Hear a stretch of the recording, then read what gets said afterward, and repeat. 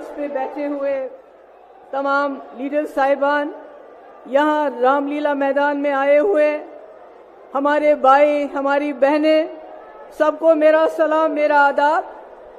आज देश बहुत मुश्किल हालात से गुजर रहा है। ऐसा हाल है, न कोई वकील, न कोई दलील, न कोई कार्रवाई और सीधे जेल।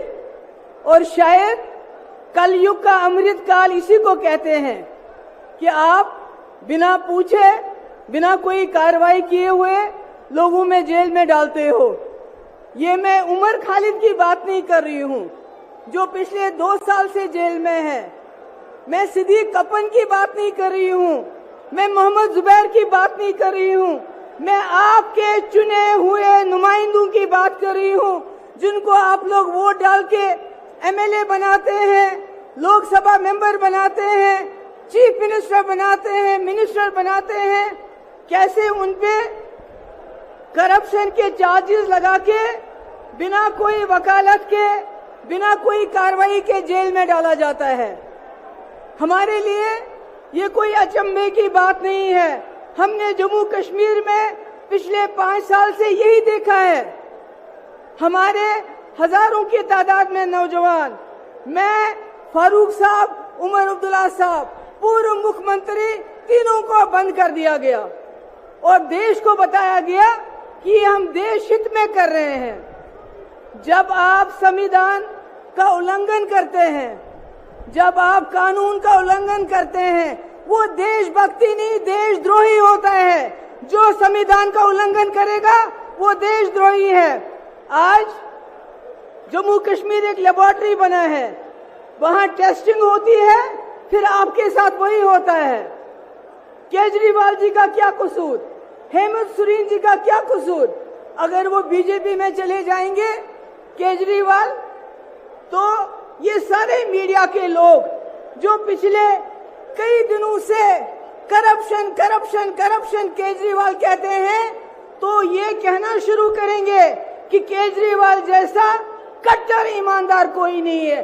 सिर्फ बात यह है कि केजरीवाल यहां से उठ के बीजेपी में चले जाएं।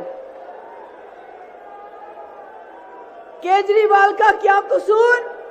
उन्होंने गरीबों के बच्चों के लिए स्कूल अच्छे अच्छे बनाए जहां से डॉक्टर, इंजीनियर, लॉयर, टीचर निकलेंगे। उन्होंने लोगों को मुफ्त बिजली दी, मुफ्त पानी दिया, अस्पताल बनाए, बसेस की मुफ्त। मगर इनको तकलीफ है, इनको इस परिवार से तकलीफ है। ये जो परिवार आप देख रहे हैं, इनको परिवारवाद से तकलीफ नहीं है। अगर परिवारवाद से तकलीफ होती तो ज्योतिरादित्य सिंधिया को नहीं लेते। अगर परिवारवाद से तकलीफ होती तो जतिन प्रसादा को नहीं लेते, मिलन देवरा को नहीं लेते, राजनाथ सिंह का बेटा पॉलिटिक्स में नहीं होता।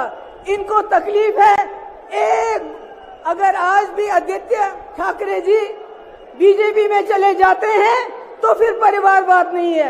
इनको एक परिवार से सबसे ज्यादा तकलीफ है, और वो परिवार जिसने इस देश के लिए जेल में गए, कुर्बानियां दी, इस देश को बनाया। गांधी नेहरू उस परिवार की बात करते हैं। अरे मैं कहती हूँ ऐसे और परिवार पैदा हुए होने चाहिए थे। आज देश जो हमारा चांद्रयान पे पहुंचा, चांद पे पहुंचा, शायद कहीं और पहुंच गया होता। इनका क्या काम है? इनका काम है, इन्होंने कहा, हम सवाल पूछते हैं, आपने कहा 2 करोड़ नौकरियां देंगे, नौकरियां नहीं दी, बल्कि यहाँ के नौजवानों के हाथों में लाठी दी, जबान पे नारा दिया, कभी देश का कभी धर्म का, बोला जाओ मारो, लिंच करो, शक्ल देखो, क्या खाता है, क्या पहनता है, दाढ़ी कितनी लंबी है।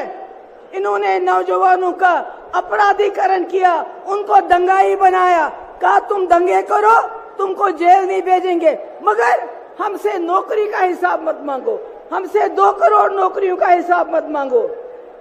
इन्होंने भ्रष्टाचार का इल्जाम हम पे लगाया। अरे चंदा चोरी में जितना भ्रष्टाचार इन लोगों ने किया, पिछले 75 साल में हमारे मुल्क में इतना भ्रष्टाचार कभी नहीं हुआ है। ईडी के जरिए वसूली की, इन्होंने इनकम टैक्स के लिए जरिए वसूली की।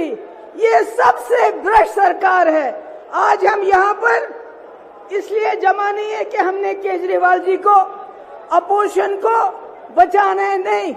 आज हम संविधान को बचाने के लिए यहाँ हैं। उस संविधान को जिसने आपको वोट दिया है, उस वोट से जिससे आप अपनी सरकार चुनते हैं, अगर आज आप नहीं जागे तो आपके वोट की कोई कीमत नहीं हुई। ये पहली बार हो रहा है हिंदुस्तान में, इलेक्शन से पहले ही इलेक्शन को रिग किया जाता है अपोजिशन को जेल में डाल के।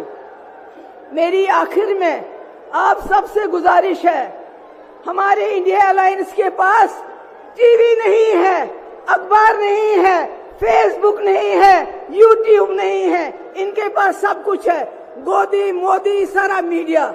इसलिए मेरी आपसे गुजारिश है, हमारा मीडिया, हमारा अखबार, हमारा फेसबुक आप लोग हो, आप लोगों को जाके लोगों को समझाना पड़ेगा कि केजरीवाल जी हो, हेमंत सोरेन जी हो या कोई और हो, वो जेल में इसलिए है वो संविधान को बचाना चाहते हैं, आपके वोट को बचाना चाहते हैं। बहुत बहुत शुक्रिया।